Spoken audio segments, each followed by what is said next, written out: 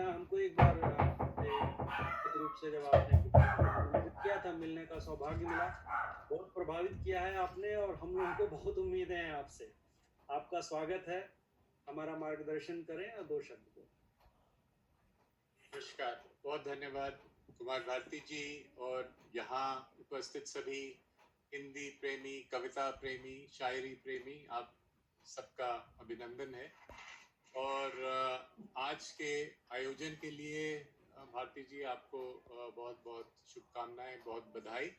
और हिंदी दिवस के लिए आप सभी को, हम सभी को बहुत बहुत शुभकामनाएं और बधाई।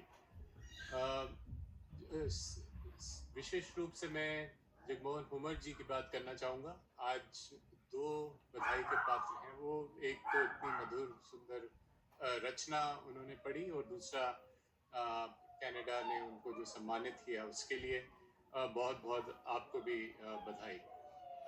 नवरस का कार्यक्रम था। काफ़ी रस मिले पिछले 1 घंटे में। नव तो नहीं मगर उनमें से कई रसों का अनुभव हुआ। शायद उल्लेख किया था जैन साहब ने हिंदी से मेरे पारिवारिक संबंधों का, तो शायद उनका जिक्र था मेरे चाचा जो राजनारायण बिसारिया।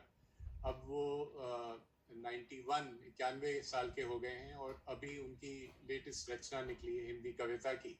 पिछले साल छापी थी और एक और पे काम, मैंने उनसे कुछ दिन पहले बात करी तो एक और रचना पे काम कर रहे हैं। वो 10 साल बीबीसी हिंदी सेवा में थे और हिंदी के कवि रहे हैं बहुत सालों तक।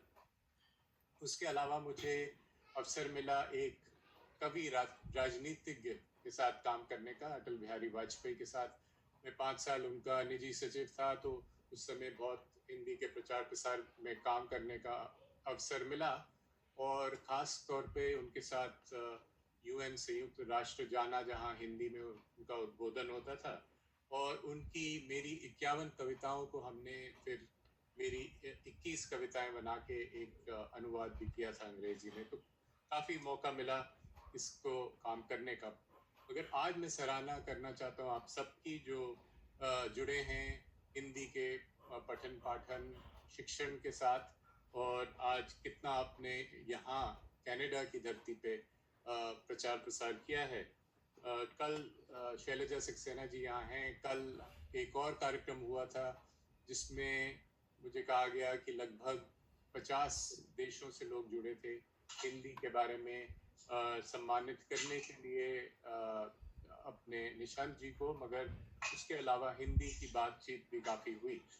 तो हिंदी, गांधी जी ने कहा था कि हिंदी जनमानस की भाषा है और उसके बाद ये राष्ट्रभाषा हुई और आज हिंदी विश्व में तीसरी सबसे अधिक बोलने वाली बोली है। तो हिंदी को जिस तरह से आपने यहाँ पे इस समुदाय ने जीवित रखा उसके लिए बहुत बहुत बधाई और बहुत धन्यवाद। और आज का दिन तो खैर भाषण का नहीं कविता का दिन है, तो मुझे इसमें जोड़ने के लिए बहुत बहुत धन्यवाद। और मैं अपना जो बचा समय है वो किसी कवि को देना चाहूँगा। बहुत धन्यवाद। बहुत बहुत धन्यवाद आपके सुझावों के लिए। और आपका फिर से काफ़ी दिन हो गया लेकिन आपका स्वागत है आगवा में।